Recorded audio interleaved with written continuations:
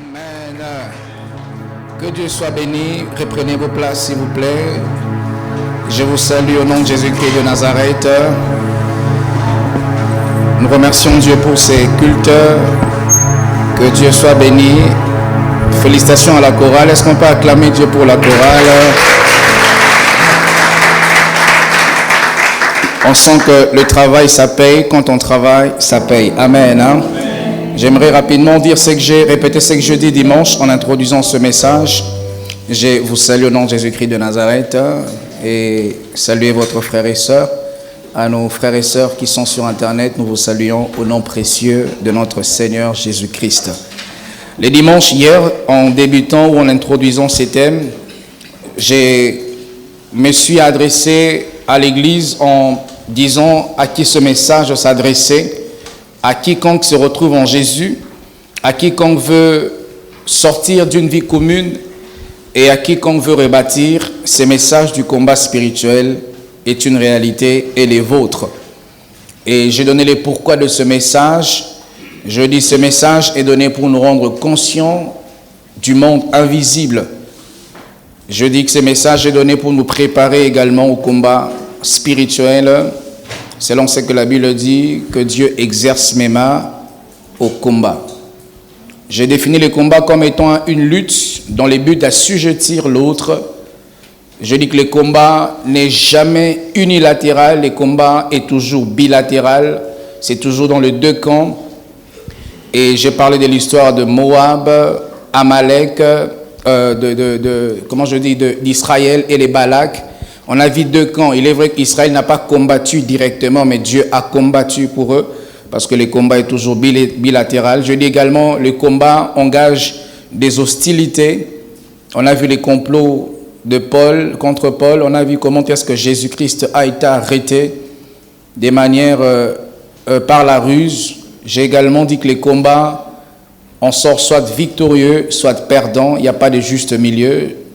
Je dis également que des fois dans le combat, nous allons sortir victorieux, mais avec de traces. Comme Jésus dans Jean chapitre 20, le verset 27, il avait des stigmates, mais c'était lui le victorieux, mais cependant les traces étaient encore visibles sur son corps. Et les traces ne montraient pas la défaite, justement les traces démontraient qu'il a combattu et il a remporté la victoire. Et en parlant du combat, le dernier point, je dis, il faut combattre intelligemment en usant des stratégies. Je vais en parler profondément aujourd'hui. J'ai parlé de spirituel, que ce qui est spirituel, c'est ce qui est au-delà du physique, ce qui est au-delà de l'entendement, de l'intelligence de l'homme. Et la réalité, c'est voir le monde tel qu'il est. La réalité, ce n'est pas ce qui est imaginaire. Et j'ai déduit en définissant le combat spirituel comme étant une bataille réelle, non imaginaire, livrée dans les buts d'assujettir l'autre. Également, je dis une lutte dans laquelle sont engagés deux ou plusieurs adversaires qui s'attaquent et se défendent en faisant usage de tout ce qu'ils ont comme ressources à leur disposition. J'ai mentionné 4 points, 5 points avant de finir cette introduction du culte d'hier. Nous acclamons le Seigneur pour cette révision. Pour ce soir, je vous prie de vous tenir debout pour honorer la parole de Dieu. J'ai 2 portions d'écriture à vous proposer. Nombre chapitre 21. On va un peu rentrer en arrière aujourd'hui. On va faire une lecture et une relecture. Nombre chapitre 21. L'histoire qui précède ce qu'Israël a vécu avant qu'il n'affronte indirectement Balak. Nombre chapitre 21, le verset 34 au verset 35. Ensuite, nous lirons Nombre chapitre 22, donc le chapitre suivant, le 6 premiers versets. Vous y êtes? Nombre chapitre 21, le verset 34. La Bible dit, l'Éternel dit à Moïse, ne les crains point, car je le livre entre tes mains, lui et tout son peuple et son pays. Tu le traiteras comme tu as traité Sion, roi des Amoréens, qui habitait à Hesbon, et ils les bâtirent, lui et ses fils, et tout son peuple, sans en laisser échapper un seul, et ils s'emparèrent de son pays. Retiens bien le verset 34, Dieu a dit à Moïse, ne les crains pas, tu vas les bâtir comme tu as bâti le roi Sion, qui était le roi des Amoréens. Ça aura tout son sens dans le chapitre suivant, le verset 1 au verset 6 de Nombre, chapitre 22. La Bible dit, les enfants d'Israël partirent et ils campèrent dans les plaines de Moab, au-delà du Jourdain, vis-à-vis de Jéricho. Balak, fils de Tippor, vit, arrangement à le son s'il vous plaît, vit tout ce qu'Israël avait fait aux Amoréens. Je vais en parler tout à l'heure. Et Moab fut très effrayé en face d'un peuple aussi nombreux.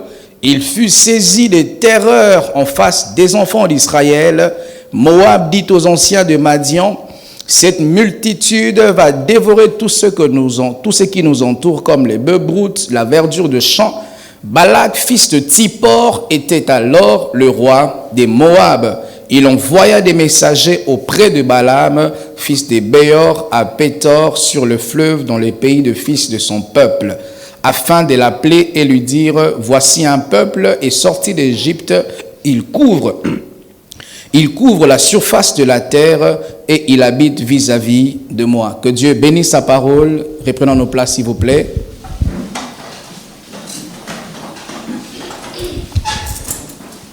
Je vais aujourd'hui continuer sur ces thèmes. Je vais commencer un tout petit peu entrant en profondeur sur ces thèmes, les combats spirituels, une réalité. Une réalité, c'est un combat invisible, mais qui vise l'anéantissement du visible. Les ressources viennent du spirituel, mais les mondes physiques ont subi les conséquences. Ça s'est produit spirituellement, mais c'est les mondes spirituels, les mondes physiques qui ont pâti. C'est un combat purement invisible, mais les mondes invisibles n'échappent pas à ce que le monde invisible est en train de les produire. En lisant ces deux textes, les Écritures nous révèlent ce que Israël avait fait avant d'arriver à affronter indirectement Balak, le roi des Moab. La Bible dit qu'Israël avait remporté la victoire avec le roi Sion, qui est élu le roi des Amalécites, voilà. Et après, il revient pour s'établir quelque part avant de continuer sa course pour la terre que Dieu avait promis. Les Amoréens, allais-je dire, je dis Amalécites, les Amoréens. Et la Bible dit que Moïse, Israël, avec son peuple, il s'établit donc à un endroit afin qu'il retravaille cette stratégie pour poursuivre la course. Mais en ce moment-là, il y a eu un homme qui était le roi d'un pays, d'un territoire, je l'ai prêché hier. Ce roi se lève afin de combattre Israël. Je nous ai dit que dans le combat, pour bien combattre, il faut avoir des informations. Et je vais en tout cas m'apaisantir ce soir sur ça. Dans le combat spirituel, il faut avoir des informations. Des fois, lorsque nous nous lançons dans un combat spirituel, nous nous lançons avec un esprit tellement religieux, tellement motivé, et nous allons sans avoir des informations sur les combats que nous devons combattre. Et très souvent, au lieu que nous puissions en sortir victorieux, nous en sortons des défaillants, des défaitistes, alors qu'avec Jésus, nous étions censés en sortir victorieux. Simplement parce que nous allons combattre un ennemi que nous ne connaissons pas. Nous allons combattre dans un champ de bataille que nous ignorons, les ressources, les capacités, les forces et même les faiblesses. Mais lorsque nous lisons ces textes, vous allez vous étonner de savoir que le roi Moab, le roi Balak, avant qu'il ne s'engage à combattre Israël, il a pris soin de prendre les informations concernant son ennemi. Et il revient même en arrière. Israël n'était pas au courant, mais la Bible nous parle de l'histoire de Balak. Comment est-ce qu'il est en train de dire dans le verset 2? La Bible dit, Balak, fils de Tippor, vit tout ce qu'Israël avait fait aux Amoréens. Il avait eu cette information que Israël, avant qu'il arrive là où il a campé, il vient de détruire un autre peuple.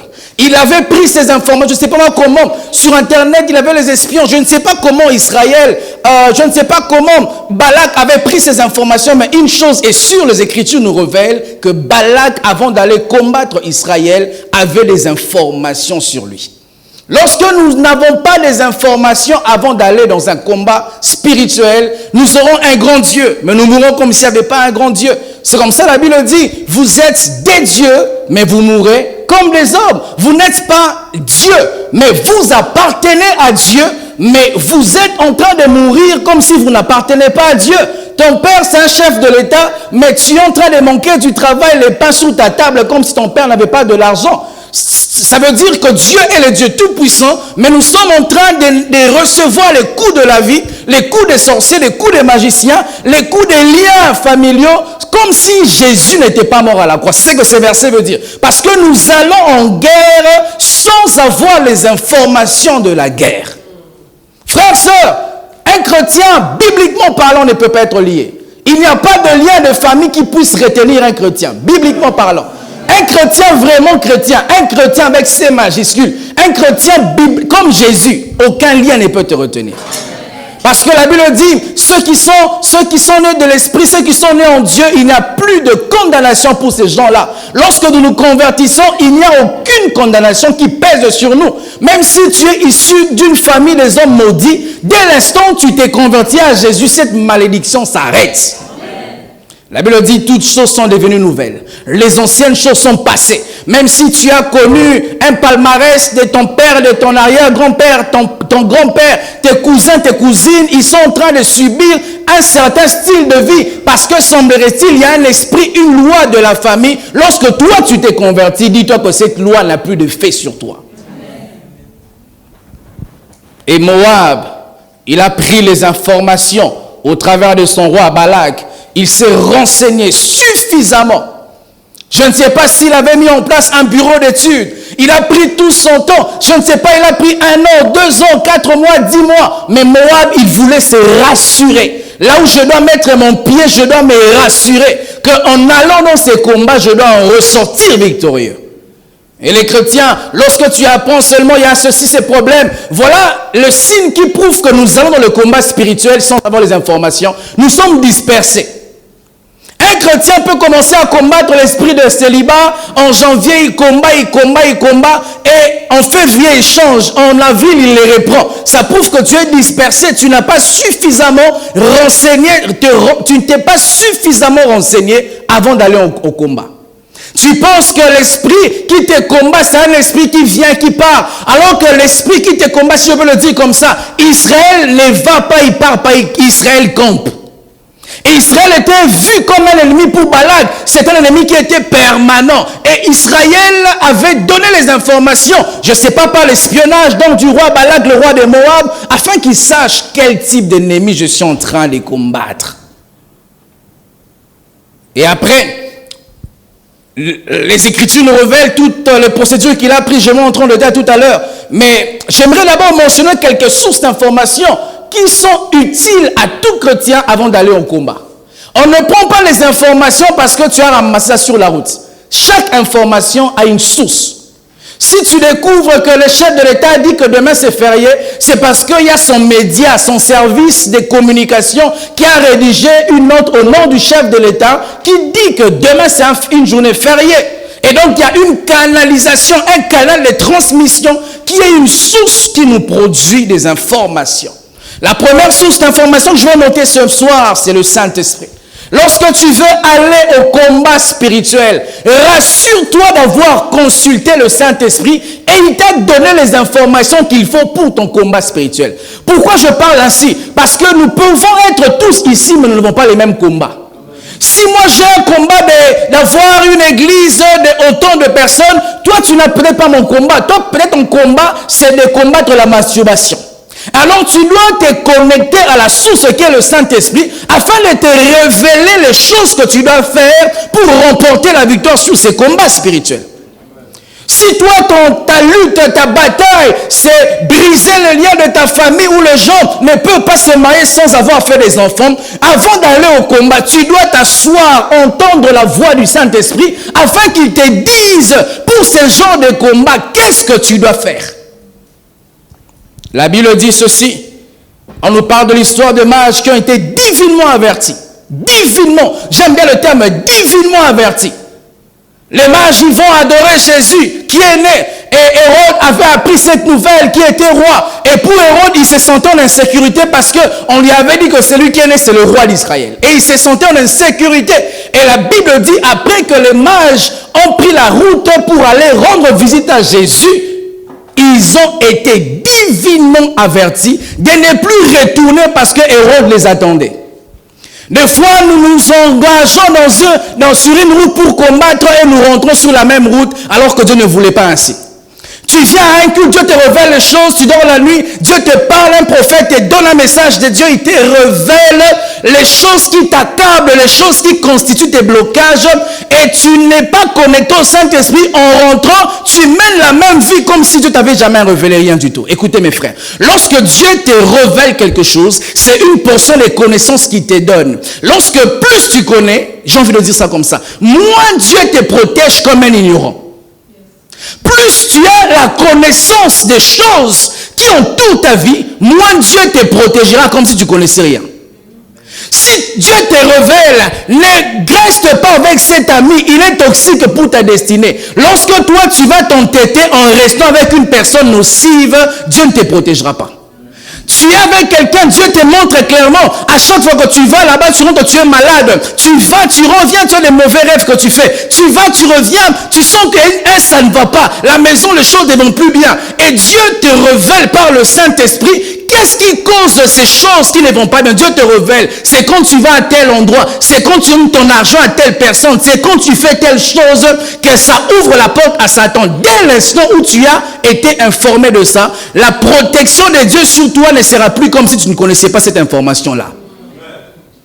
Il y a des gens, nous combattons, nous perdons parce que nous négligeons les informations que le Saint-Esprit nous donne. Chacun de nous ici, d'une manière ou d'une autre, a déjà été informé par le Saint-Esprit. Peut-être que tu n'as pas entendu la voix audible, mon fils, mais tu as senti au plus profond de toi une conviction qui te dit, cette personne plus dans ma vie. Et cette église plus dans ma vie. Cette manière de faire plus dans ma vie. Dieu t'a parlé, mais tu t'entêtes et tu es en train de tomber, de perdre les combats parce que tu n'as pas écouté la voix du Saint-Esprit. Alléluia.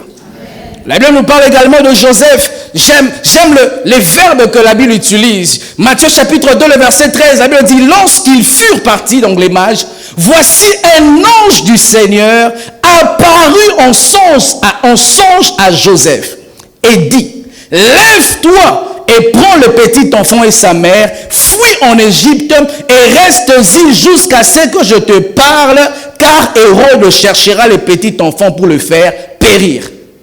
C'est Dieu qui dit, hein? Il dit, c'est moi qui te dis, fuis. Dieu ne dit toujours pas résiste. Dieu dit fuis. Et des fois, nous avons un excès de foi, un excès d'audace, un excès de courage. Nous restons dans les endroits où Dieu nous avait dit de fuir. Ça peut même être l'endroit de ta destinée, de ta bénédiction. Mais pour un moment, il y a un Hérode qui veut te détruire. Dieu te dit fuis. Et Dieu même est en train de dire ici, fuis, va en Égypte jusqu'à ce que je vais te parler. Donc ça veut dire Dieu savait qu'il allait ramener Joseph, Jésus et Marie dans la terre où il les avait appelés. Mais pour un moment, il y avait un ennemi qui devait tuer l'enfant. Jésus, et Dieu a dit fuis. Frère, il arrive quelquefois dans la vie chrétienne, ce n'est pas résister, c'est fuir. Tu sens que cette sœur, cette collègue au travail, ses collègues au travail, ses patrons, cet environnement, ça commence à avoir des attirances bizarres. Fuis. Alléluia. Fuis. Il arrive dans la vie chrétienne qu'on soit fort, il arrive quelquefois qu'on soit faible. Et lorsque Dieu par le Saint-Esprit, il est en train de manifester les signaux d'alarme. Ça bip la couleur rouge, ça veut dire fuis. Et plusieurs personnes, nous sommes restés dans le passé alors que nous étions appelés à remporter les victoires, aller de gloire en gloire, parce que simplement nous n'avons pas compris que Dieu dit aussi fuis. La deuxième source d'information, ce sont les hommes de Dieu. Dieu parle par les hommes de Dieu, mes frères. Il y a plusieurs chrétiens, lorsque tu viens à l'église, tu te dis, je dois rencontrer les pasteurs après les cultes. Il faut que le pasteur prie pour moi. Il faut que le pasteur m'explique la situation que je ne comprends pas. Et la plupart des personnes, lorsqu'ils sont spirituels, ils sont connectés au culte, lorsqu'ils viennent à l'église, vous entendez la voix de Dieu dans la voix de l'homme de Dieu, et vous dites, ce n'est plus important de voir les pasteurs. Qui a vécu ça? Parce que Dieu parle aussi par les hommes de Dieu. Tu ne peux jamais entendre la voix de Dieu au travers de la voix de ton pasteur si tu vois ton pasteur comme un homme comme toi. Si tu veux entendre Dieu te parler, tu dois t'humilier de reconnaître que l'homme qui te parle n'est pas un homme comme toi. Il a reçu les oracles de Dieu. Il a entendu la voix de Dieu pour t'instruire.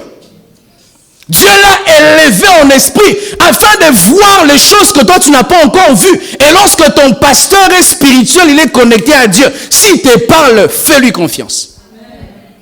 Ne lui pose pas les questions de lui faire un peu la morale. Oh pasteur, je suis plus âgé que toi, j'ai vécu ceci plus que toi, même si je n'ai pas plusieurs années de mariage comme toi. Si je te conseille par le Saint-Esprit, tu dois croire.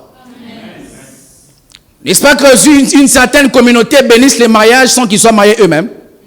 Mais vous croyez pourquoi? Parce que vous supposez qu'ils ont une chose surnaturelle que vous n'avez pas. Et lorsque Dieu t'établit auprès d'un homme de Dieu, véritable qui entend la voix de Dieu, tu dois te considérer cet homme de Dieu comme le canal par lequel Dieu te parlera. Et c'est comme ça que tu dois apprendre à entretenir cette source-là. Je ne parle pas de l'argent d'abord. Hein. D'abord, veillez à ce qu'il reste à l'écoute de Dieu. D'abord, priez pour lui qu'il entende toujours la voix de Dieu. Parce qu'au travers de sa bouche, ta vie peut être bénie ou maudite.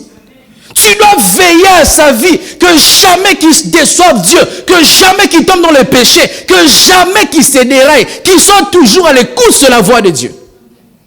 Parce que lorsque Dieu veut bénir les hommes, il passe par des hommes. Mais lorsque Satan veut détruire un troupeau, il tue les bergers. Jésus de sa propre bouche a dit, je frapperai les bergers et les troupeaux se disperseront. Écoutez ce que la parole de Dieu dit dans Marc, acte chapitre 21, le verset 10 au verset 11. L'histoire de l'homme de Dieu Agabus. Lorsqu'il s'adressait à Paul, la Bible dit, comme nous étions là depuis plusieurs jours, un prophète nommé Agabus descendit de Judée et vint nous trouver. Il prit la ceinture de Paul, se lia les pieds et les mains et dit, voici ce que déclare le Saint-Esprit. L'homme à qui appartient cette ceinture, les Juifs les lieront de la même manière à Jérusalem et les livreront entre les mains des païens. Il s'agissait de Paul, les grands Paul, mais il y avait un autre homme de Dieu. Lui n'était pas aussi renommé que comme Paul. Lui n'avait pas aussi un grand nom que comme Paul. Mais lui, il avait entendu la voix de Dieu que Paul n'avait pas entendue. Frère, soeur, je peux ne pas voir tes moyens, je peux ne pas voir tes compétences, je peux ne pas voir ce que tu as, mais j'ai quelque chose que toi tu n'as pas aussi. J'ai entendu la voix de Dieu pour toi. Dieu m'a mis à part, il m'a consacré pour toi. Et Paul, il n'a pas entendu. Il est allé à Jérusalem, la Bible dit qu'on l'a livré, on l'a lapidé, parce qu'il n'avait pas entendu la voix d'un homme. Il allait dans un combat spirituel, mais Dieu l'avait prévenu bien avant en passant par un homme de Dieu. Et les fidèles aujourd'hui sont très intelligents. Ils écoutent les pasteurs avec un stylo rouge. Ils corrigent les prédications. Il a oublié R dans sa phrase. Il a mentionné la Sainte-Esprit du frère. Même si c'est la Sainte-Esprit, il y a la même puissance dedans. Si le chef de l'État, mes frères, il fait un décret pour te nominer, même s'il écrit la messieurs, est-ce que la nomination n'aura pas lieu? Mais pourquoi vous croyez à la puissance et au pouvoir du chef de l'État, même quand il y a des erreurs, et vous êtes dur avec les pasteurs quand il y a des erreurs? Soyez dur envers les pasteurs quand l'erreur est doctrinale, amen. Hein? Et quand cette erreur doctrinale devient une hérésie, soyez dur envers lui. Mais quand c'est une erreur de phraséologie, une erreur grammaticale, soyez compréhensif. Vous perdez un bon culte parce que tu es là avec tes lunettes de Socrate et de René Descartes pour voir les erreurs. Ce n'est pas l'université ici, hein, pour avoir un stylo rouge, voir les erreurs du pasteur.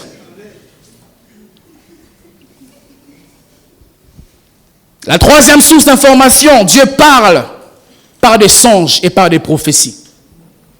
Je vais entrer en profondeur durant ces séminaires. Comment est-ce qu'un songe peut être un signal qu'il y a un combat spirituel quelque part.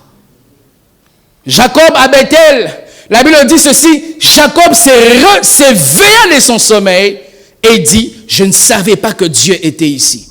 Genèse chapitre 28, le verset 16.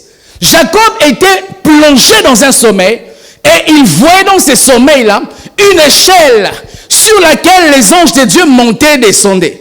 Et la Bible dit, quand il se réveille, il dit, je ne savais pas que ici, là, Dieu était là.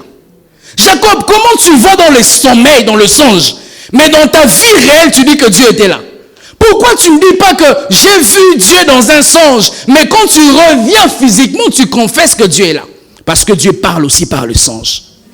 Lorsque tu vois un songe à répétition, ne néglige pas ça. Ça peut être un message de Dieu pour toi. Et je ne parle pas ici des rêves, je parle de songes. Parce qu'il y a une différence entre un rêve et un songe. Les songes, c'est le message de Dieu. Les rêves peuvent être une multiplicité de tes idées, de tes pensées. Mais un songe, c'est un message qui vient de Dieu. Et si tu veux différencier les songes et les messages, le songe et les rêves, un songe a une autorité spirituelle. Lorsque tu fais un songe, tu as l'impression que c'est comme une réalité. Ça, ce n'est pas négligé. C'est un message de Dieu. Il y a des gens, Dieu vous a beaucoup parlé par les mêmes sons. Ça revient, ça revient, ça revient. Mais tu ne prends pas garde. Il y a des gens, tu te vois tout le temps sous l'eau. Ah, c'est pas des blagues. Hein? Tout le temps tu manges, c'est pas des blagues. Tout le temps on te poursuit quelque part, c'est pas de blagues. Certains même, lorsqu'on vous poursuit, vous sursautez, vous criez Jésus. Ce n'est pas négligé. Parce que Dieu parle par des songes. Et certains même, vous faites des rêves, des songes. Vous vous retrouvez toujours là où vous avez grandi. Vous vous retrouvez toujours dans votre vie passée. Tu as déjà fini les études, mais tu te vois toujours au banc de l'école. Fais attention. C'est un message de Dieu. Dieu parle aussi par des prophéties. La Bible nous parle en Genèse chapitre 37, le verset 5. L'histoire de Joseph. La Bible dit, Joseph eut un songe. Et il raconta ses songes à ses frères, virgule, qui les haïrent encore davantage. Voyez, un songe qui déclenche un combat spirituel. Si Joseph a été vendu, pas parce qu'il était un mauvais garçon à la maison, parce qu'il avait reçu un message dans le songe, et c'est par ces messages-là que tous ces problèmes du monde sont venus. Il y a des gens comme ça, une fois tu reçois un message, tu vas dans un songe que Dieu t'est sorti à un endroit, Dieu t'est délivré à un endroit, et quand tu te réveilles, tu te rends compte qu'une telle personne ne te parle plus. C'est un message spirituel. Parce que dans le monde spirituel, lorsque tu détectes un sorcier dans le monde spirituel, physiquement, il sait que tu l'as reconnu.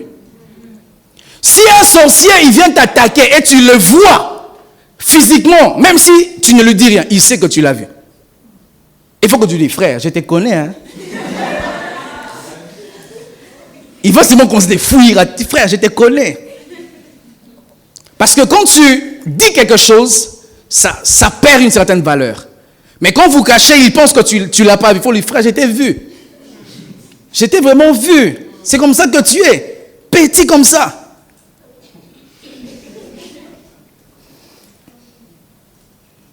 Un jour, j'ai fait un songe. J'habitais encore chez nous, chez la maison de ma mère. J'ai fait ces songes. J'avais comme l'impression que j'étais mort. Je me suis vu sortir de mon corps. Et c'est comme si je planais. Je me suis vu endormi. Et j'ai vu comment je brillais comme le soleil à son zénith. Et Dieu voulait me dire, c'est comme ça que tu ressembles spirituellement. Si Dieu peut t'ouvrir les yeux, voir ce que tu représentes. Israël ne voyait pas. Lorsque vous lisez minutieusement, vous allez voir que Balak disait que ces peuples remplissent toute la surface de la terre. Israël n'avait pas rempli la surface de la terre, hein, mais la manière dont les ennemis le voyaient, c'était plus grand que ce qu'eux-mêmes pensaient.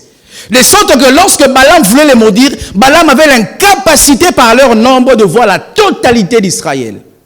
Tu es ici à Douala, tu n'as pas de travail, tu n'as pas de ceci, pas de cela, mais tu n'as aucune idée de quel homme spirituel tu es. Et durant ces séminaires, Dieu va te montrer des choses. Tu vas te valoriser. Je vous assure, mes frères. Moi, quand j'ai su que Dieu m'avait appelé, je me suis mis à me valoriser. Je ne mettais pas de shorts chez nous à la maison. Pas des cinglés, des membrés chez nous à la maison. J'avais mes sœurs, mais je me disais que c'est les pieds d'un oint de Dieu. Elle ne peut pas voir ça. Mais toi, tes pieds, partout sur Douala, on connaît tes pieds ici. Et tu veux que ces gens te respectent. On connaît tes pieds comment c'est. Moi, je disais, mes propres sœurs, hein, elles ne peuvent pas voir les pieds d'un oint de Dieu. Je me respectais. Je ne mettais jamais les démembrés de 5. Jamais. Parce que c'est le corps d'un oint de Dieu. Il y a des sœurs ici, tu dis que tu es une ointe. On connaît tes pieds. On connaît tes cuisses. On sait même que tu as une tache ici, une autre là, une autre là. Ointe de Dieu.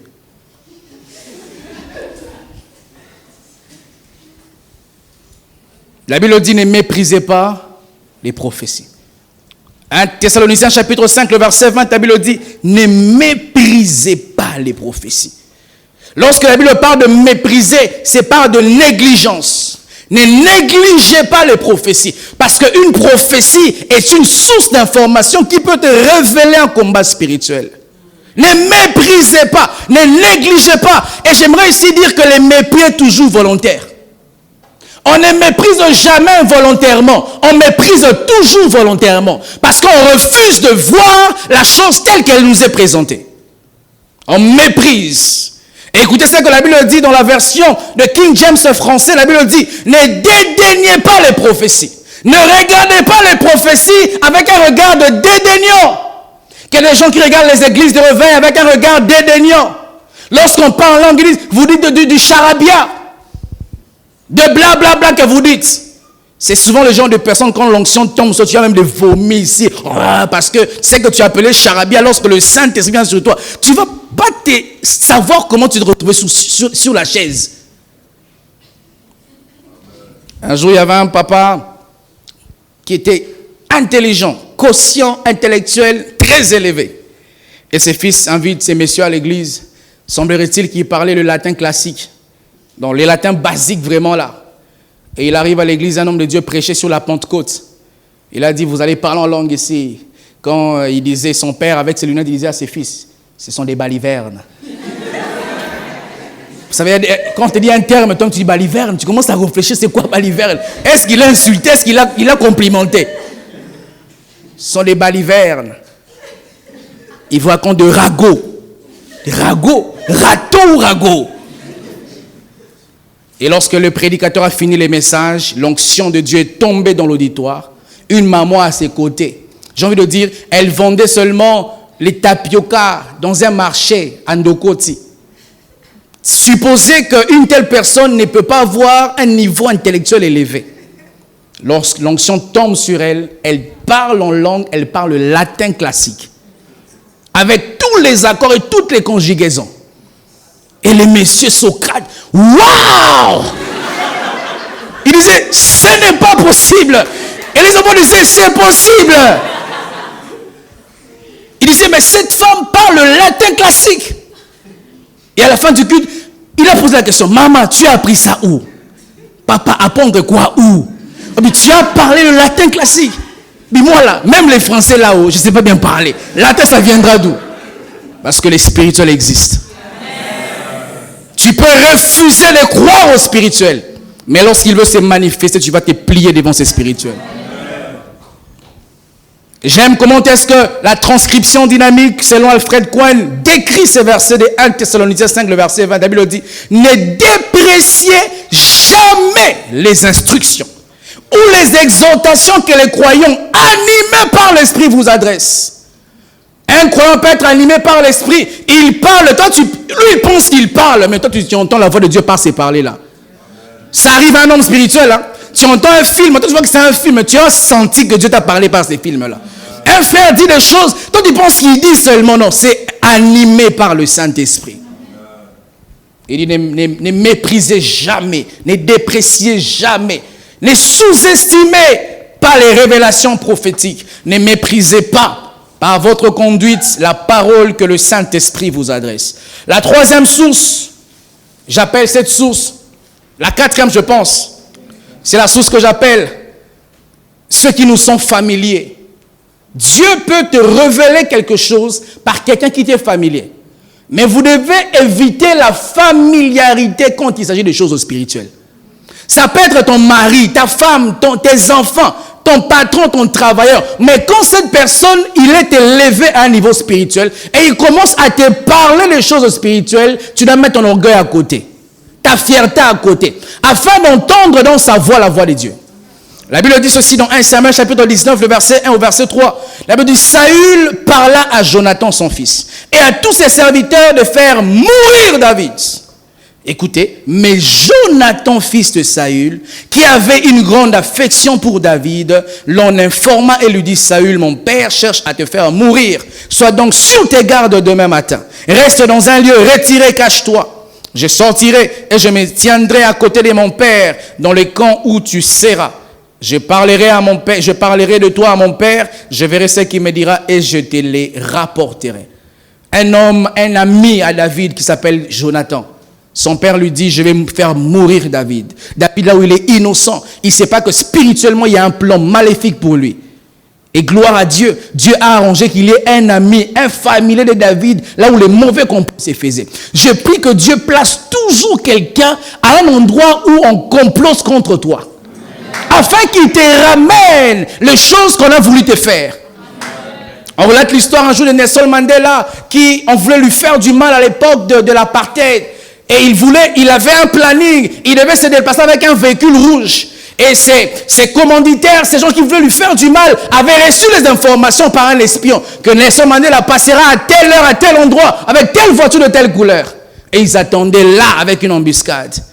Là avec une embuscade. Et tout d'un coup, ils voient une voiture rouge qui vient avant une autre voiture, bleu, rouge, ensuite rouge. Et ils ne savent pas, mais il est à quel endroit. Je prie que Dieu envoie les troubles dans les camps de tes ennemis. On relate l'histoire un jour de quelqu'un. Il arrive dans un bureau et son propre collaborateur a mis les poisons sous la climatisation. Et juste avant qu'il n'entre, Dieu a dit à un frère en Christ, patron, n'entre pas là-bas. Pourquoi? Je ne sais pas, mais je sens que tu ne dois pas entrer là-bas. Mais pourquoi? Ne n'entre pas là-bas. Et dit, Dieu me dit, demande à tel collaborateur d'ouvrir et entrer. Et il va lui dire, ouvre, non, je refuse. Non, je ne vais pas. Il dit, mais pourquoi? Entre, ouvre. Et Dieu lui ouvre les yeux pour lui dire, tu as empoisonné ces bureaux. Je prie que l'église redevienne l'église. Je prie que même dans les endroits où l'église est méprisée, que le ciel nous soit ouvert et que nous puissions capter les réseaux divins. Et que nous puissions déchiffrer toute forme de complot contre toi. Et enfin, les sources que j'appelle les sources apparemment négligeables. C'est une source qui peut te révéler une information salutaire pour ta vie. Les Écritures nous parlent d'un neveu de Paul. Un neveu. Le grand Paul avait un neveu. Les fils de sa sœur. La Bible dit dans Actes chapitre 23, le verset 16 au verset 20, les fils de la sœur de Paul, ayant eu connaissance du guet-apens, alla dans la forteresse en informer Paul. Paul appela l'un des centeniers et dit, mène ce jeune homme vers les tribuns, car il a quelque chose à lui rapporter. Les centeniers prit le jeune homme avec lui, les conduisit vers les tribuns et dit, les prisonniers, Paul m'a appelé, il m'a prié de t'amener ce jeune homme qui a quelque chose à te dire. Les tribuns prenant le jeune homme par la main et se retirant à l'écart, lui demanda, qu'as-tu à m'annoncer? Il répondit, les Juifs sont convenus de te prier de ramener Paul demain devant le Sanhédrin comme si tu devais t'enquérir de lui, plus exactement. Je crois que je l'ai lu les dimanches derniers, que Paul, il y avait le Juif qui se sont dit, on ne mangera pas jusqu'à ce que Paul soit mort. Et Dieu avait par miracle placé les neveux de Paul. J'ai envie de dire, Dieu avait placé quelqu'un de négligeable, qu'on ne pouvait pas croire que cet enfant est goûté. Vous savez, Dieu peut te sauver la vie par ta sentinelle. Nous pensons que Dieu ne parle qu'il te parlera que par ton pasteur. Dieu peut te parler même par un fou. Il peut te parler par un fou, mes frères. Mais si toi, tu ne sais pas voir que la voix du fou, c'est la voix de Dieu, tu vas tomber dans un combat. La Bible dit un neveu. La première fois qu'on les mentionne, c'était la dernière fois aussi qu'on les mentionne. Mais qui avait une information salutaire pour Paul. Si ce n'était pas cet homme, ces garçons, Paul serait mort avant les temps de Dieu. Il y avait un combat spirituel contre Paul. Paul dans une prison, innocent. Et Dieu a su placer quelqu'un là. D'une apparence, c'est comme ça. Je demande à ceux qui ont des bornes à la maison, des travailleurs de chauffeurs, ne méprisez pas ces personnes. Quelqu'un qui prépare pour toi, parce que tu payes à cette personne 100 000 francs, 200 000, 50 000 francs, tu le traites comme un papier. Fais attention, elle peut t'empoisonner. Et on traite des travailleurs de bonnes comme si c'était des rien. Non, si les circonstances de la vie n'étaient pas en sa défaveur, peut-être c'est elle qui allait être ton chef, ta chef. Mais pourquoi tu les minimises comme ça? Les gens qui ont un peu d'argent. Nous minimisons les gens parce qu'ils ne sont pas de notre classe sociale, parce qu'ils ne sont pas à notre hauteur intellectuelle. Alors que c'est lui qui prépare pour toi. Il peut t'empoisonner. Il peut mettre dans la nourriture de tes enfants du poison. Lorsque tu pars au travail, c'est lui, c'est elle qui veille sur tes enfants. Les gens qui ont un peu d'argent, ils minimisent le chauffeur de leurs enfants. Ils les insultent devant les enfants. Même s'il a mal fait, il est quand même papa de quelqu'un. Quelque part, on l'appelle chef aussi par sa femme. Et toi, tu le rabaisses comme ça devant ton fils de 12 ans. Qu'est-ce que tu enseignes à ton fils? Que quand on est riche, on est orgueilleux. Quand on est riche, on n'a pas les moyens, on n'est pas humble. Et tu vas payer ces pots cassés un jour. Et un jour, c'est papa, c'est chauffeur va ramener ta fille à l'école et va violer ta fille. Parce que là où toi tu n'es pas, Dieu peut être là. Dieu ne peut pas intervenir pour toi. Si Dieu ne voit pas pourquoi il doit intervenir pour toi. Des sources négligeables. Mais l'information, c'est bien de l'avoir. C'est bien d'avoir une source pour te communiquer l'information. Mais il est aussi bien vrai que tu dois savoir les types d'informations que tu reçois. Il faut être informé sur un certain nombre de choses. Premièrement, il faut être informé sur la nature de ton combat. Comme je l'ai dit, on n'a pas tous les mêmes combats. Lorsqu'on va prier, tu entends un frère dire, je vais à la montagne prier pendant 40 jours. Ne cherche pas à aller au sein de la montagne parce que vous n'avez pas les mêmes fardeaux. Si tu es Pénina, ne va pas prier Dieu chaque jour comme Anne parce que vous n'avez pas les mêmes problèmes. Anne a un problème, elle doit avoir un enfant. Toi, tu n'as pas ces problèmes de maternité. Tu ne dois pas prier comme Anne. Et Anne aussi, tu ne dois pas prier comme Pénina. Parce que Pénina a des choses que toi, tu n'as pas. Et tu ne peux pas te permettre de prier comme si ta vie allait bien. Et des ânes dans les églises qui se comportent comme des Pénina alors que vous manquez les choses que Pénina ne manque pas. Après, c'est que tu vas rentrer à pied. Tu n'as pas de voiture, pas de moto, même pas de vélo. Mais tu vas prier ici comme si tu avais laissé Bentley dehors. Comme s'il y avait un chauffeur pour toi dehors. Tu ne sais pas tu vas manger quoi, mais tu pries comme si tu avais un frigo plein. Tu es comme un envoûté spirituel, ecclésiastique. Quand tu vas à l'église, tu oublies tous tes problèmes. C'est quand tu sors que ça t'embrasse. Tu es comme un ivrogne qui pense que parce qu'il s'est enivré, que ses problèmes vont partir. Lorsque la Bible nous parle de l'histoire d'Israël et de Balak, les Écritures nous révèlent la nature du combat spirituel qu'Israël faisait face. C'était un combat spirituel, plus précisément un combat de la malédiction et un combat de possession des territoires. Israël voulait posséder un territoire et Amalek l'a su. Il a engagé un devin, un faux prophète, afin de maudire. Pourtant, Balak était roi, il avait une armée, mais il n'a pas voulu user de son armée parce qu'il avait défini la nature de son combat spirituel. Est-ce que tu connais la nature de ton combat spirituel? Est-ce que tu connais la nature des luttes spirituelles auxquelles tu fais face? La vie que tu mènes, certes, c'est une conséquence d'un combat spirituel. Mais est-ce que tu connais à quoi ressemble ce combat spirituel-là? Est-ce que tu sais savoir quel type de démon t'attaque? Ton frère peut être attaqué par un démon de l'esprit de mort, mais toi, tu peux être attaqué par un démon de masturbation. Tu dois savoir quelle nature de combat je fais face.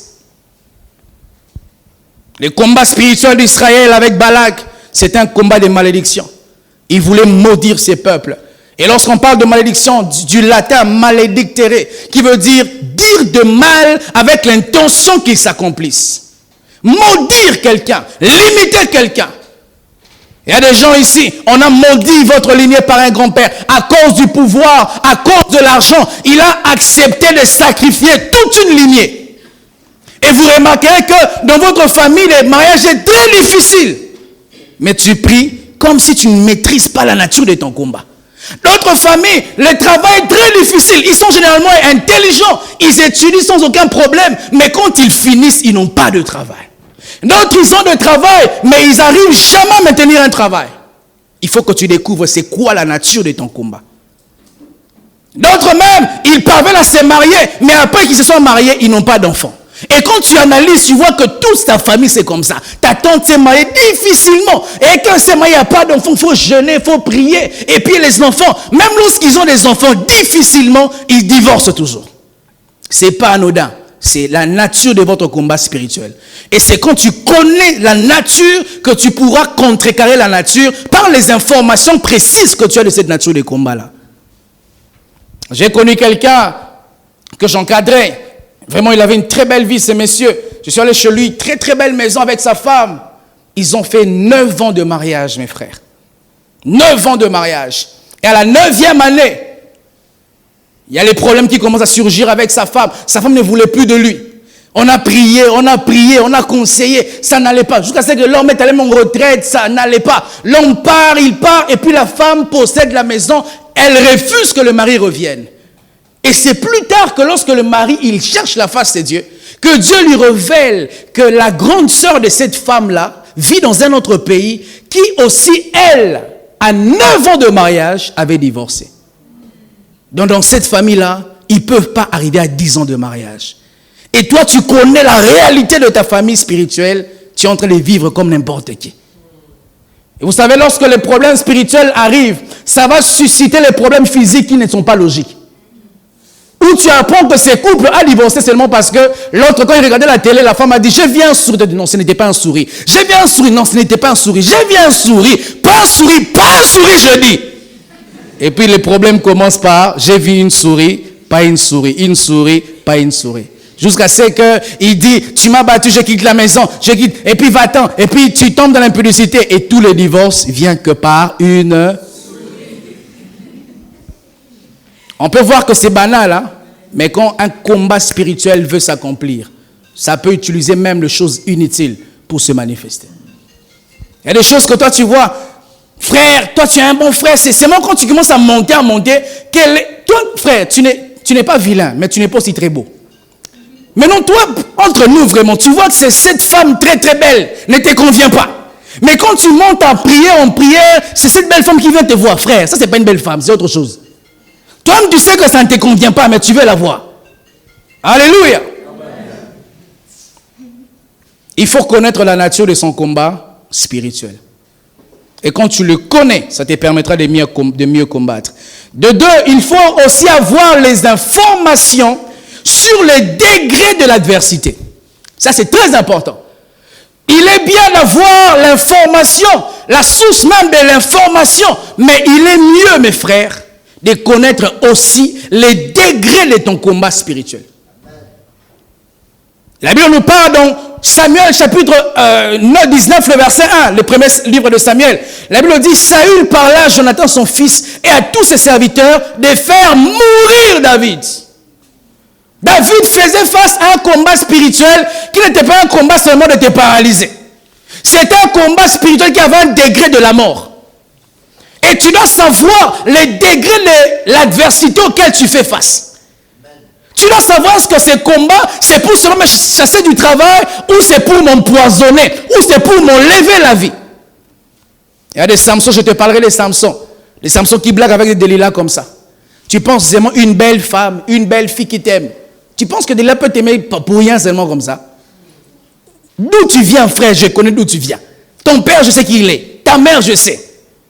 Et une belle femme comme Delilah qui a des relations de princes, des princes, comment on l'appelle? Des princes de Philistins. Ça veut dire que Delilah était une fille qui avait une bonne classe sociale. Et toi, Samson, ton père s'appelle Manoach. Ta mère était stérile longtemps. C'est ce que la Bible dit, n'est-ce pas, non? Et maintenant, une fille qui a des relations des ministres commence à t'aimer. Oh, tu es chou, hein? Écoutez-moi comment les filles disent. Tu t'appelles Jacob, tu t'appelles Jacochou. Et toi, tu dis, c'est non, mais ma mère ne m'a pas appelé Jacochou. Et toi, tu dis comme un Camerounais, ça c'est la magie. On a un jour l'histoire d'un papa à Kinshasa, mes frères. Ce papa-là avait disparu. On a cru qu'on l'avait enlevé. On a lancé les avis de recherche. Et on va retrouver ce papa quelque part. Comme un bébé assis sur un tabouret. Avec une bavette. Et la jeune fille de 25 ans lui faisait manger. Papa chou. Est-ce que Satan t'aime pour t'emmener vraiment une Delilah comme ça? Toi-même, tu ne réfléchis pas que ce n'est pas de l'amour de Satan, ça. Quand seulement tu commences à monter, on te propose l'occultisme. Tu auras 100 millions de francs. Tu auras 100... Frère, ça tombe seulement comme ça, du 700 millions comme ça tombe seulement comme ça. Toi, tu ne sais pas voir que ce n'est pas que 100 millions.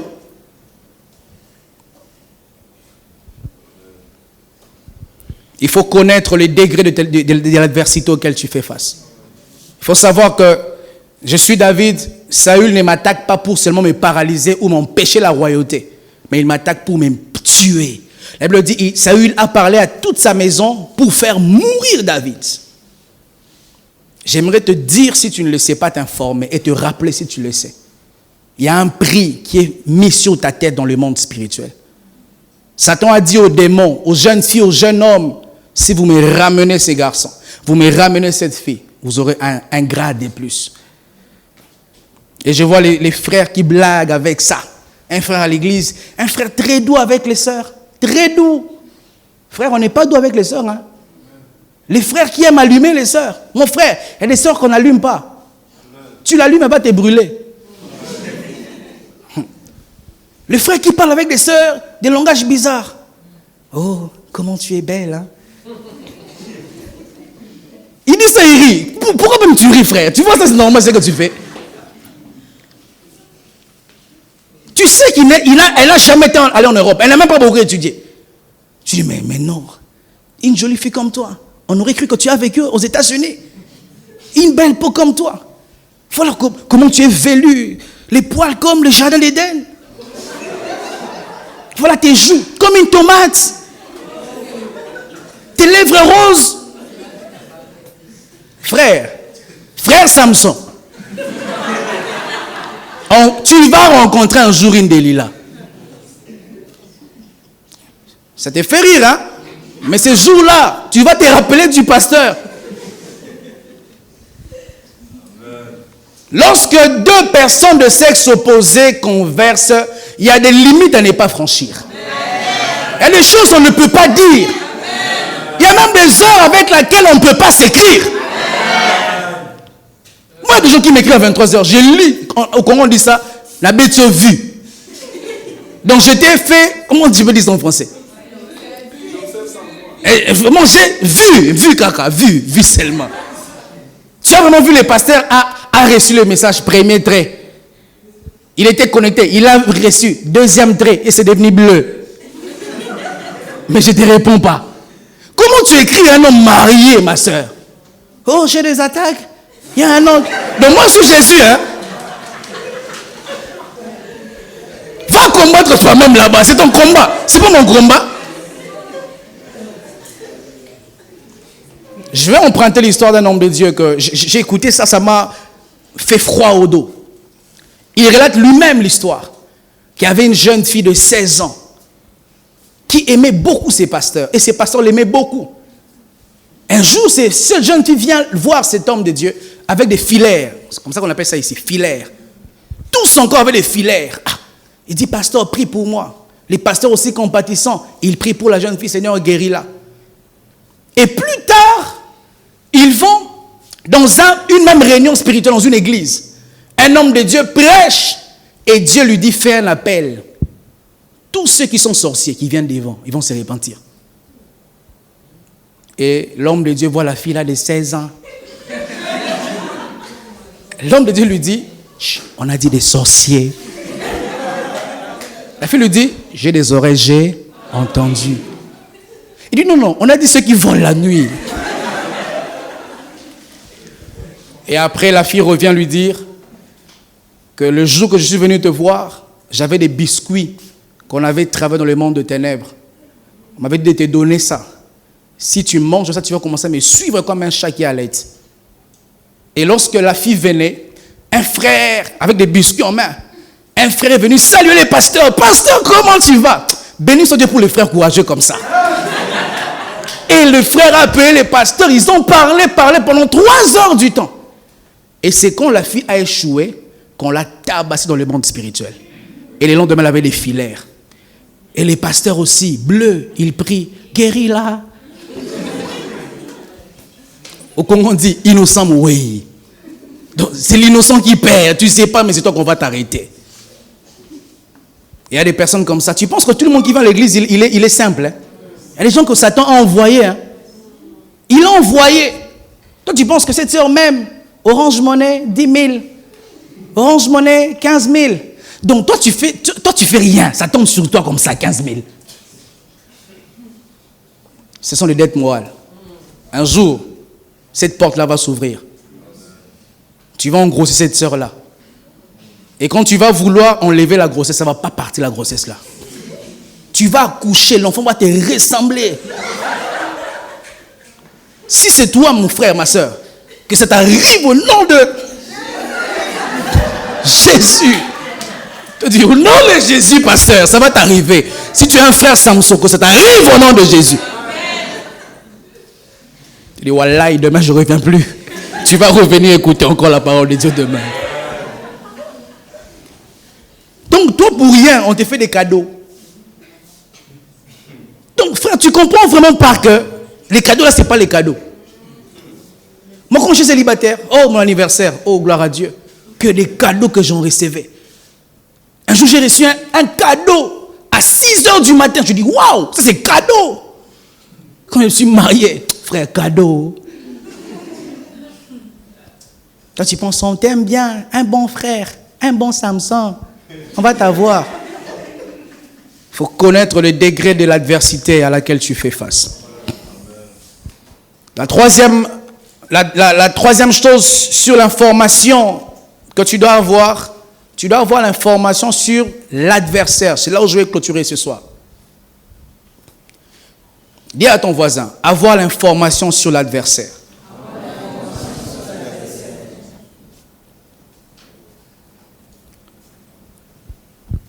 Plusieurs personnes, nous combattons, mais sans savoir qui nous combattons. Nous combattons des fois des personnes qu'on ne devait pas combattre. Lorsqu'un problème t'arrive, des fois, tu penses que c'est cette grand-mère du village qui a un mauvais visage qui est à la base de ton problème. Vous pensez, vous savez mes frères, quand on vieillit, on devient tous vilains, n'est-ce pas? Mais nous, on pense que quand il y a un problème qui ne marche pas, c'est l'oncle là qui a la calvitie. L'oncle là qui a un visage froissé. Mais la pauvreté rend laid, vous savez ça? Quand quelqu'un est pauvre, il devient laid, on pense que c'est un démon. Ce n'est pas un sorcier, c'est la pauvreté. Lorsque la même personne va en Europe, il change, n'est-ce pas? Même s'il ne travaille pas, seulement le climat, l'environnement, ce qu'il mange, il change. Et nous, des fois, nous combattons les personnes qui ne devaient pas être combattues. Des fois, nos ennemis, ils sont dans la peau d'un ange, mais ils sont des démons. Des fois, nos vrais ennemis, nos vrais adversaires, ils sont dans la peau des agneaux, mais ce sont des lions qui rougissent.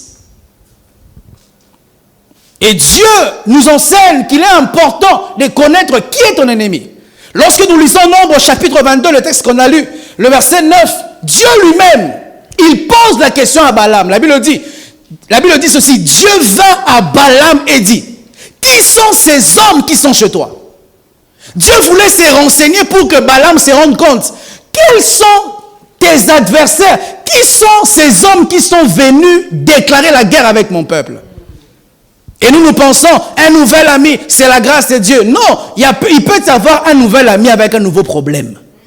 Un chrétien n'embarque pas dans sa vie n'importe qui. Tu ne peux pas, tu as le droit d'avoir tout le monde comme connaissance, mais tu ne peux pas avoir tout le monde comme ton ami. Et il y a des sœurs qu'on a volé les fiancés comme ça parce que tu pensais que c'était mon ami, ma copa. Et toi-même, tu sais que tu n'es pas très très belle. Ta copa là, très belle. Et quand ton fiancé vient au restaurant, ma copa, c'est l'attentat que tu cherches. Ton ami belle là va te faire l'attentat, le coup d'état. Il faut connaître ton adversaire. Qui est mon adversaire? Et j'aimerais ouvrir une parenthèse ici qui est très importante. Dans le monde spirituel, si même physiquement quelqu'un a un lien de sang avec toi, si dans le monde spirituel est un ennemi, tu vas le considérer comme un ennemi. Même s'il est commun pour toi. Si dans le monde spirituel, il a reçu un mandat de te tuer, il va te tuer sans pitié. Alors, toi, tu dois physiquement les considérer comme une âme qui doit être sauvée, mais pas comme un ennemi du premier plan. Je vais en parler tout à l'heure. Tu dois voir au travers de lui Satan qui l'utilise, mais tu dois rester sage. Sage. Ce n'est pas parce que tu vois une âme dans sa vie que tu dois commencer à te comporter n'importe comment. Plusieurs sœurs ici, on vous a envoûté parce que ta copine t'a donné les fonds d'état qui étaient travaillés. Et depuis ce jour-là, tu as les masques de vieillesse. Des choses qui sont vraies de vraies, vous savez ça. Et les gens qui blaguent en s'échangeant des habits. On connaît que dans ces quartiers, l'habit quitte, l'habit à la sorcellerie. L'habit elle-même, lui-même l'habit quitte. L'habit quitte ton corps. Et tu dis, mais je ne savais pas, je me suis retrouvé avec l'habit dans mon corps. Un habit sorcier comme ça. Et vous changez les habits comme ça. Tu sais que ce garçon n'a pas une bonne vie. L'habit qu'il a mis, c'était dans un snack, une boîte de nuit. Et toi, tu demandes cet habit pour emmener ça dimanche à l'église. C'est comme ça, quand tu vas à l'église, tu dors comme un sorcier aussi, tu dors. Parce que l'habit est envoûté. Vous ouvrez les portes à Satan vous-même. Vous-même. Parce que vous sous-estimez vos ennemis. Il faut connaître ton adversaire. Avoir les informations sur ton adversaire. La Bible nous parle dans 1 Pierre chapitre 5, le verset 8, la Bible dit, votre adversaire, le diable, rôde comme un lion rugissant. La Bible reconnaît qu'on doit connaître qui est son adversaire. Votre adversaire, le diable, rôde comme un lion rugissant. Et j'aimerais dire ici que notre adversaire principal n'est pas le sorcier. Notre adversaire principal n'est pas cet oncle que Satan utilise. Notre adversaire principal, c'est Satan, le diable. Et Satan, le diable, lui, a des ennemis, a des agents. Il peut utiliser n'importe quelle personne maintenant pour t'atteindre. Toi, tu dois comprendre que c'est Satan qui l'envoie, mais tu dois devenir sage envers cette représentation de l'ennemi dans ta vie. Il y a des chrétiens au nom de la foi. Tout ce que vous buverez, tout ça, le breuvage mental ne vous fera rien. Et on va t'empoisonner comme ça, parce que tu as pris un texte hors de son contexte. Tu sais vraiment qu'il y a les poisons qui circulent. Et toi, tu vas à un endroit, tu bois, tu te déplaces, tu reviens, tu bois. On ne boit pas. Tu veux boire des places. Mais s'ils vont dire, tu penses quoi? Je pense rien. C'est mon prix. Oh, tu penses que je peux le faire? Toi, non, mais Satan, oui. Au Cameroun, on dit que le dehors est très mauvais. Satan, c'est lui qui est notre ennemi principal, notre adversaire. Lorsqu'on parle d'adversaire, ça veut dire opposant. Satan s'oppose à ta réussite. Il s'oppose à ton élévation. Il s'oppose à ton changement. Satan s'oppose à tout et pour tout, il s'oppose. Il s'oppose. Il y a des gens qu'on a connu les histoires, vraiment, Satan, c'est vraiment un mauvais. Il s'est battu pour aller en Europe. Dieu a fait grâce. Il a obtenu les visas. Il passe par toutes les étapes de contrôle à l'aéroport. Quand il arrive au pied de l'avion, l'hôtesse regarde les passeports, la photo de son grand-père. Et quand on le regarde, on dit, c'est pas toi. On dit, non, c'est moi. On dit, quand on le montre, il se voit lui-même. Mais quand l'hôtesse regarde, ce n'est pas lui. Oh, quels ont donné des choses comme ça? Des choses vraies et vraies à Kinshasa. Ah. Toi, tu penses que c'est bon, invisible, là, c'est blague. Hein? Il y a des gens comme ça, on t'a mis un esprit pour que les hommes ne te voient pas. Parce que Satan est un opposant à ton mariage. Une belle fille, tout le monde te voit belle. Sauf les types d'hommes que toi tu aimes, ils ne te voient pas belle. Premier fiançailles rompu. Deuxième rompu. Troisième. Ce n'est pas anodin. Ce n'est pas une petite chose. Et d'autres même, tu es soumise envers tout le monde. Mais seulement quand tu es dans une relation sérieuse pour le mariage, c'est quand les démons de l'insoumission se réveillent. Les lions indoptables se réveillent, les lions là, ils se réveillent. Une soeur courte de taille comme moi, mais quand elle parle, elle devient comme ça. Ma soeur, c'est quoi avec toi le problème? Wandoki, c'est quoi avec toi? Tu es sorcière? Moi, un homme ne me parle pas comme ça. Un homme te parlera comme ça. Un homme te dira, je ne veux plus de cette fille dans ta vie. Tu viens d'où? Il est qui? Pourquoi? Il te dira, supprime ce numéro dans ton téléphone. Amen. Les frères ne sont pas gentils ici. Les frères, est-ce que j'ai mort? Il va te dire, c'est quoi ça? J'ai vu ton statut d'un garçon, ça veut dire quoi? Vite, vite, enlève ça, vite!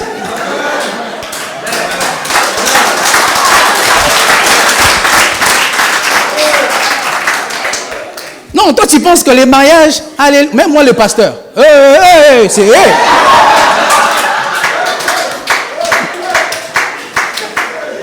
Si tu ne veux pas un séminaire à domicile à la maison ici, c'est quoi ça?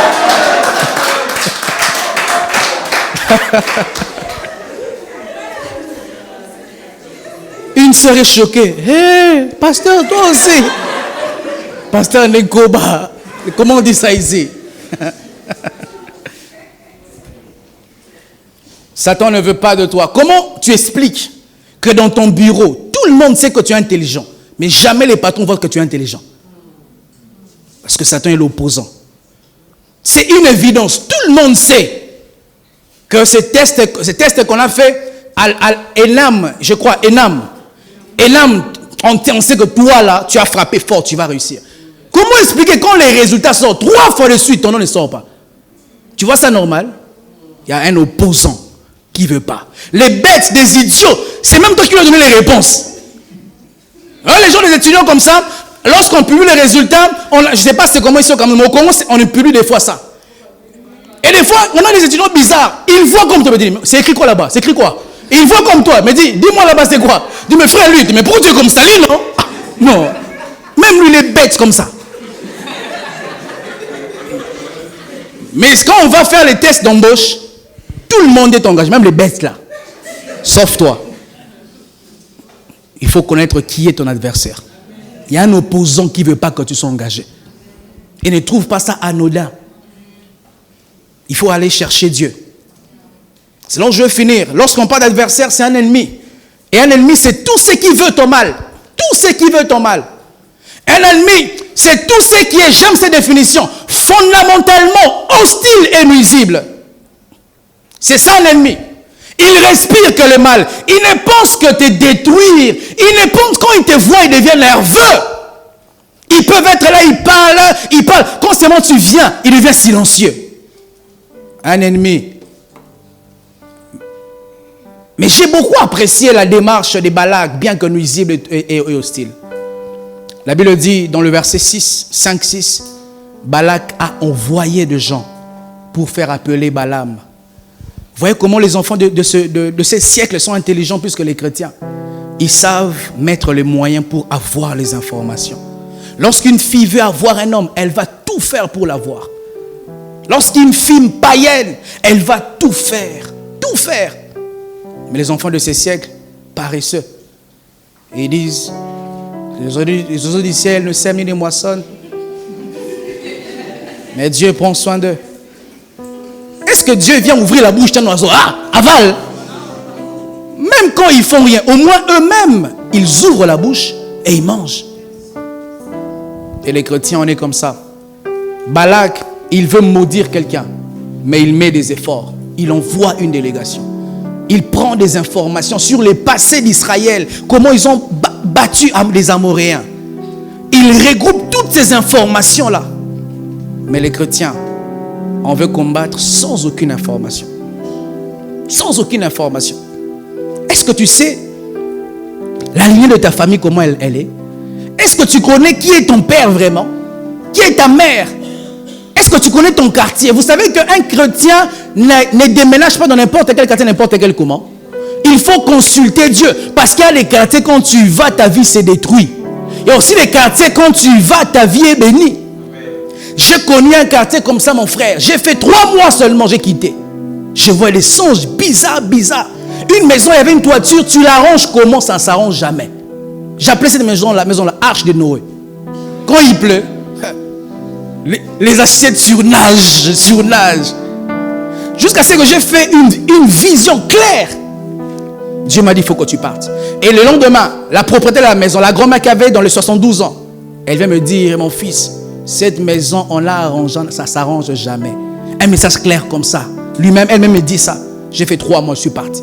Et quand je vais à une nouvelle maison, c'est là où Dieu m'a béni. J'ai eu de voitures là-bas. Je me suis marié là-bas. Pour la première fois, j'ai voyagé là-bas. Parce qu'il y a des maisons, des gens. Je vais en parler dans le combat spirituel sur l'importance d'un territoire physique. Dieu a dit à Abraham, quitte la patrie de ton père. Parce que les territoires physiques ont des dominations spirituelles. Il y a des principautés, des dominations, qui lorsque tu vas là-bas, tu vas à leur merci. Tu vas te donner toi-même à leur gueule. Ils vont te bouffer. Il y a des gens, il ne fallait pas que tu ailles en Europe. Tu es allé là-bas, tu es détruit. Il ne fallait pas que tu investisses dans tel domaine. Tu as investi un territoire que Dieu ne t'attendait pas. Mes frères et sœurs, vous devez combattre, c'est vrai. Mais vous devez avoir des informations. Compter sur le Saint-Esprit. Croire à la parole des vrais serviteurs de Dieu. Ne pas mépriser les prophéties. Ne pas mépriser les songes. Ne pas mépriser les personnes méprisables. Les neveux des Paul, ne pas les mépriser. Et au-delà de tout ça, fournir les efforts comme Balak. Envoyez les gens pour connaître. Ne combattez pas sans avoir des informations. Ne priez pas sans des informations. Avant de prier, aie des informations. Quand tu te mets à genoux, tu sais ce que tu vas dire à Dieu. Parce que tu sais d'où tu es sorti. Tu sais quel genre de famille tu as. Quel genre de père. Quand tu vois tout aligné, il n'étudie pas, il ne prospère pas. Ce sont des informations à prendre au sérieux, mes frères. Des belles filles qui finissent à avoir des enfants veulent se marier. Ce n'est pas à négliger. Si ça t'est arrivé parce que tu ne le savais pas, gloire à Dieu. Mais à l'instant où Dieu te révèle, tu dois apprendre à fermer cette porte-là. Moi, j'avais dit à Dieu, je ne me marierai pas si j'ai fait des enfants dehors du mariage. J'avais refusé ça. Refusé ça. Et j'ai appris ici au Cameroun qu'il y a cette loi ici. Rare, on voit des filles qui se marient si elles n'ont pas d'enfants. Et j'ai même appris, les parents encouragent les enfants à avoir leurs enfants, à faire des enfants. Méchants que vous êtes. Tu ne sais pas qu'un enfant, c'est la charge, ce sont des dépenses. Une fille de 25 ans, de 20 ans, de 16 ans qui ne travaille pas mariée, tu veux qu'elle ait des enfants parce que tu prendras en charge. Et si tu mourrais après, il deviendra quoi demain? Et vous, très obéissants à vos parents, vous faites ça. Vous préférez désobéir à Dieu, obéir à vos parents. Désobéissez à vos parents. Si ton père te pousse à faire une chose qui contredit la parole de Dieu, tu dois désobéir à ton père.